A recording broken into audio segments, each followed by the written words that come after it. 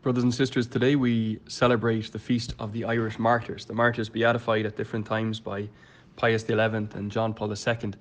They're just a small group, but a representative group of 22 men and women, Franciscans, Jesuits, Dominicans, and so on, who remind us of the far greater number of Irish Catholics who held fast to their faith through centuries of persecution, even to the point of death.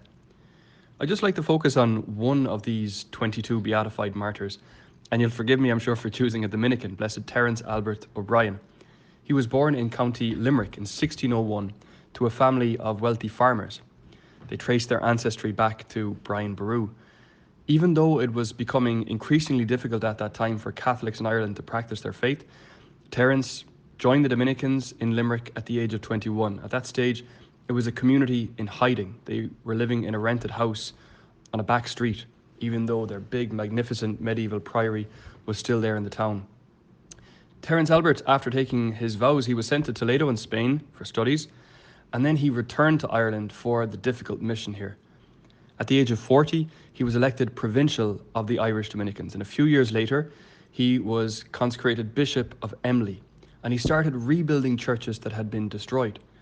But just 2 years afterwards, in 1649, Cromwell arrived in Ireland with the aim of crushing rebellion and stamping out the Catholic religion. We all know the terrible massacres that happened in Drogheda and Wexford at the hands of Cromwell's soldiers, and up to 50,000 men, women and children were deported to the West Indies. So at this time, Blessed Terence Albert wrote a letter to Rome explaining the situation in Ireland. He says, "We have suffered greatly.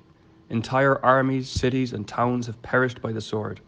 The plague is raging in almost every corner of the kingdom. No place has escaped burning, devastation and slaughter. Churches have been destroyed, sanctuaries violated, and priests cruelly put to death."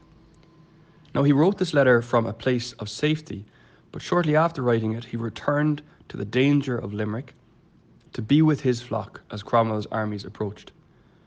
When those forces arrived in Limerick, they laid siege to the town, and eventually they broke through the town's defences.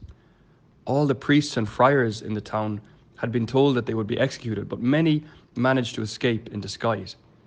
But Blessed Terence Albert made no attempt to escape. Instead, he continued to attend to the sick and the dying. And it was there in the hospitals and the sick houses of Limerick that Bishop Terence Albert carried out his last priestly acts. Having been arrested and tried, he was condemned to death. From the gallows, he spoke to his own people for the last time, and he encouraged them to aim for heaven. The last words of the martyred bishop were, "Do not weep for me, but pray that being firm and unbroken in this torment of death, I may happily finish my race."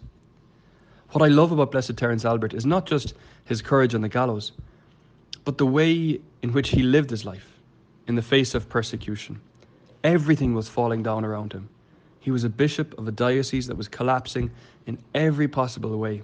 But he did not collapse. He was unbroken because he kept his eyes on the Lord. He gave himself completely to the task entrusted to him, to the people entrusted to him, above all to the sick and the dying. We might feel sometimes like the church in Ireland today is falling apart. And there will come a time very soon when we will see many churches closing, not because of persecution, but because of the widespread loss of faith. The Irish Martyrs, and above all Blessed Terence Albert, they show us not only how to die, but how to live in a time like this.